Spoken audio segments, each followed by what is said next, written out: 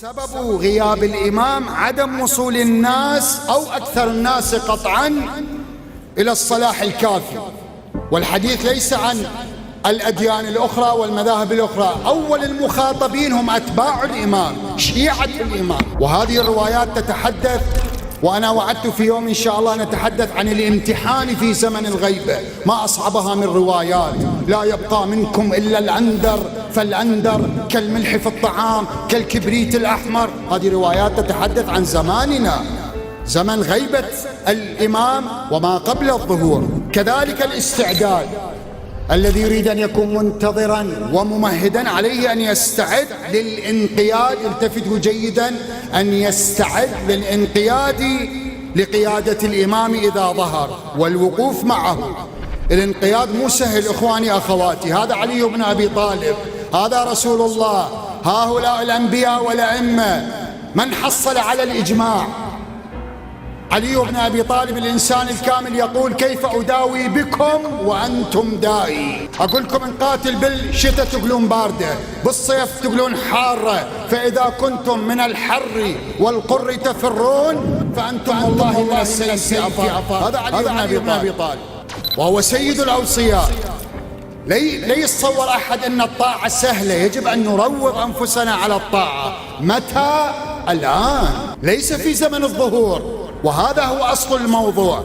الاستعداد، يجب أن نستعد لكل الصعوبات التي عندما يظهر الإمام يفتح العالم، يملأ العالم بالعدل والقسط، لا يملأها بالحوار، يملأها بالمواجهة بالجهاد. نعم، بعد ذلك تستتب الأمور.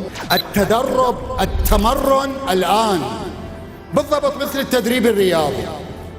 التدريب الرياضي يجب أن يسبق المباراة، والشباب يعرفون. وهذه من المهازل أن نقول أن التدريب أثناء اللعبة. كذلك الظهور، الاستعداد الآن عندما يظهر الإمام، النصرة يعني اللعب بعد. إذا قارب مع الرياضة. أو القراءة قبل الامتحان. الآن على الأبواب جماعة البكالوريا متى يقرؤون؟ أثناء الامتحان، بعد الامتحان، أم قبل الامتحان؟ مشكلتنا نحن، أنا وأمثالي وكثير، النتائج بينه.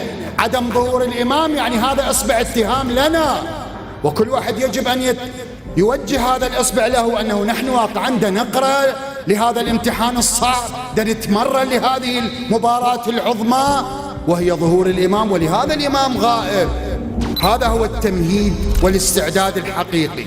الطبيب لا يصبح طبيبا إلا بعد التطبيق. الآن هو التطبيق. التطبيق مقدمة للطبابة ولفتح عيادة أو ما شاكل ذلك. كذلك نصرة الإمام يحتاج إلى تطبيق، إلى استعداد. التطبيق الآن، زمن الغيبة، كل بزمنه. ونحن نقرأ في يوم الجمعة وهو اليوم المتوقع ظهوره: انتظر أمر صاحبك صباحا ومساء، إنما أمره بغتة، على لحظة يظهر. وإذا أنا ما مطبق وما قاري وما متمرن، لا أصعد الكأس العالم، ولا أجيب معدل عالي بالبكالوريا، ولا أصير طبيب. هذا هو الانتظار، هذا هو الاستعداد. اینجا مرکز مقاومت است.